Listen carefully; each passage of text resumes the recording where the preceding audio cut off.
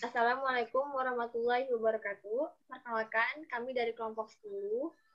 Nama saya Turlan Septiani, saya dari kelas 02 SAK P005. Saya Siti Masruro dari 02 SAKP 005.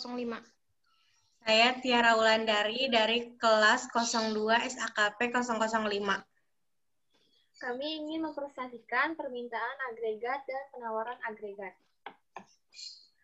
Pengertian permintaan agregat. Permintaan agregat adalah seluruh permintaan terhadap barang dan jasa yang terjadi dalam suatu perekonomian, baik dari dalam maupun dari luar negeri. Dalam permintaan agregat akan dibahas bagaimana perubahan harga dapat mempengaruhi tingkat pendapatan nasional. Bentuknya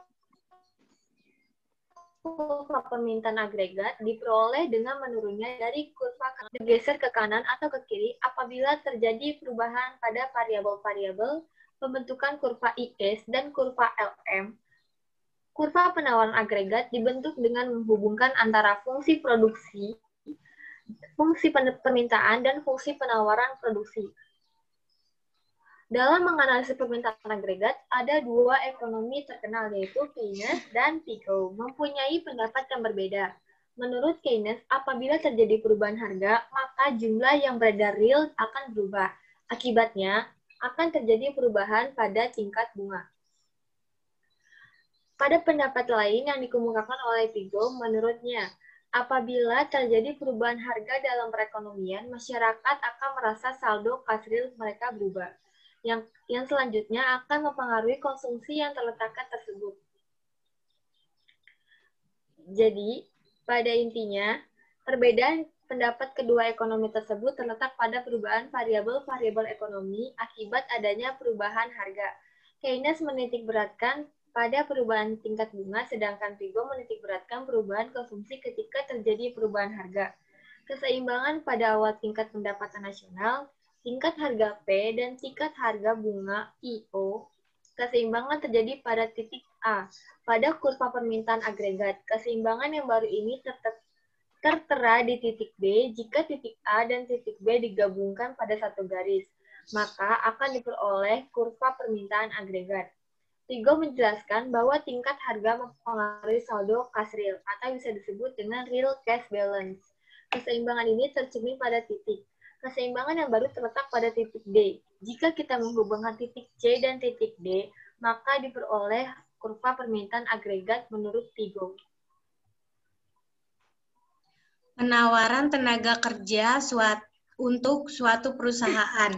Pada tingkat penggunaan tenaga kerja yang rendah, penambahan suatu unit tenaga kerja akan meningkatkan output dalam proporsi yang lebih besar daripada kenaikan jumlah tenaga kerja sampai pada penggunaan tenaga kerja sebesar L0 unit. Selain itu, penambahan tenaga kerja akan menyebabkan kenaikan output dalam jumlah yang semakin kecil, yaitu apa yang dikenal sebagai diminishing return, yang ditunjukkan pada penggunaan tenaga kerja sampai jumlah L0, L1 unit pada tingkat penggunaan tenaga kerja lebih besar dari L0. Penambahan input tenaga kerja akan menyebabkan turunnya produksi total. Oleh karena itu, seorang produsen yang rasional tidak akan menggunakan tenaga kerja lebih banyak daripada 0 L1 pada tingkat penggunaan tenaga kerja sebanyak 0 L0 unit produksi marginal menurun dan pada penggunaan tenaga kerja sebesar L1 produksi marginal sebesar 0 jika penambahan tenaga kerja melebihi L1 menyebabkan produksi marginal negatif. Penawaran agregat menurut teori kaum klasik dan Keynes. Dalam teori ekonomi, kurva penawaran agregat dapat dibedakan atas dua, yaitu kurva penawaran agregat klasik dan kurva penawaran agregat Keynes. Perbedaan esensial asumsi kurva penawaran agregat klasik dan Keynes adalah bahwa dalam penawaran klasik, kepercayaan mereka terhadap pasar tenaga kerja bekerja secara lancar, selalu menjaga keseimbangan penuh, sehingga yang berubah hanyalah tingkat upah saja. Kurva penawaran agregat dari Keynesian berbentuk horizontal, yang menunjukkan bahwa perusahaan akan menawarkan tingkat harga tertentu, tidak memperhatikan beberapa jumlah barang diminta. Jadi biaya produksi rata-rata diasumsi tidak berubah pada saat output berubah. Kurva penawaran agregat klasik. Kaum klasik mengarahkan bahwa penawaran agregat berdasar pada upah real. Kenaikan upah nominal tidak akan mengubah penawaran agregat apabila kenaikan upah tersebut disertai dengan kenaikan harga barang-barang yang sama besarnya dengan kenaikan upah nominal. Kurva penawaran agregat menurut kaum klasik adalah sebagai berikut.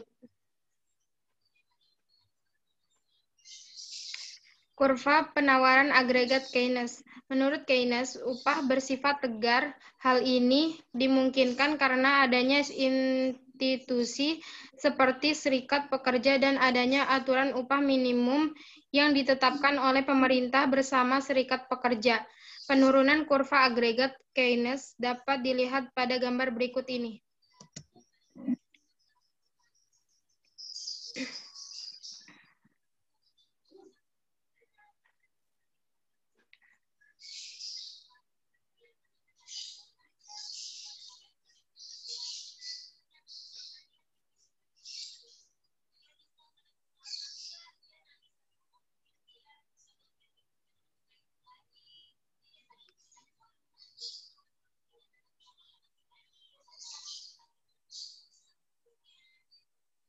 Satu, sebutkan dan jelaskan 3 alasan mengapa permintaan agregat miring ke bawah. Jawaban A. Efek kekayaan. Tingkat harga yang lebih rendah meningkatkan kekayaan real yang mendorong belanja konsumsi. Efek buruk A. B. Efek suka bunga. Tingkat harga yang lebih rendah mengurangi tingkat suku bunga yang merangsang belanja investasi. C. Efek nilai tukar mata uang. Tingkat harga yang lebih rendah menyebabkan nilai tukar real mengalami penurunan, penyesuaian yang mendorong belanja pada ekspor neto. 2. Mengapa kurva penawaran agregat jangka panjang vertikal? Jawab. Kurva penawaran agregat jangka panjang vertikal karena dalam jangka panjang jumlah barang dan jasa tergantung pada jumlah modal, tenaga kerja, dan sumber daya alam dan teknologi produksi yang tersedia digunakan untuk mengubah sumber daya ini menjadi barang jasa. Tingkat harga ini tidak mempengaruhi penentu jangka panjang dari GDP real.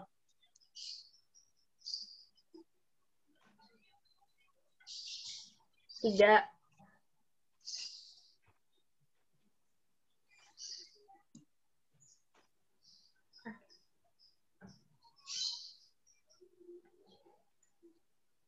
Ketiga, sebutkan dan jelaskan 3 teori yang menyebabkan kurva penawaran agregat jangka pendek miring ke atas. Jawabannya, A. Teori kekakuan upah. Tingkat harga rendah yang tidak diduga menaikkan upah real yang mengakibatkan perusahaan-perusahaan memperkerjakan lebih sedikit pekerja dan memproduksi jumlah barang dan jasa yang lebih sedikit. B. Teori kekakuan harga. Tingkat harga rendah yang tidak diduga membuat perusahaan terkena dampak harga yang lebih tinggi daripada yang diharapkan, yang menekan penjualan serta membuat perusahaan tersebut harus memotong produksi. C. Teori kesalahan persepsi. Tingkat harga rendah yang disusun menjual para penawar berpikir bahwa harga relatif mereka telah jauh, yang juga mengakibatkan jatuhnya produksi. Soal kuantitatif. 1. Berapa persentase besarnya laju laju atau tingkat inflasi bila diketahui harga jenis barang tertentu pada bulan November tahun 2012 sebesar Rp. 50.000 dan harga pada tahun sebesar Rp. 40.000 jika IHK pada bulan November tahun 2011 sebesar 115,34%. Jawabannya, untuk menghitung besaran inflasi terlebih dahulu harus diketahui indeks harga konsumen atau disebut IHK. Jawabannya dengan rumus IHK yaitu sama dengan harga pada tahun dasar dikali 100. Maka IHK adalah 50 dikali 100 per 40 hasilnya 125. Kemudian untuk menghitung laju inflasi adalah dengan rumus laju inflasi IHK periode N dikurang IHK tahun sebelumnya. Maka laju inflasi adalah 125,30% dikurang 115,3,4%, yaitu hasilnya 9,96%.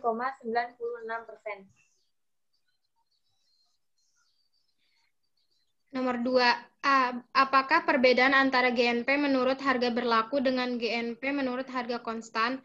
B. Pada tahun dasar, suatu negara memiliki nilai GNP sebesar 5.867 dan IHK sebesar 100. Berapakah nilai GNP menurut harga konstan pada tahun berikutnya yang memiliki nilai GNP sebesar 5.987 dan IHK sebesar 104? Jawab A.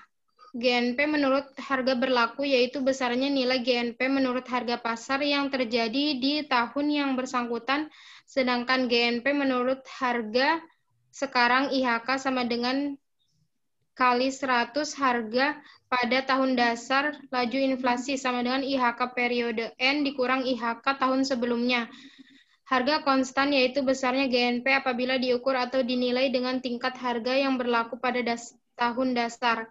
B. GNP menurut harga konstan sama dengan GNP menurut harga berlaku per IHK-nya sendiri kali 100 sama dengan 5.987 per 104 dikali 100 sama dengan 57.572.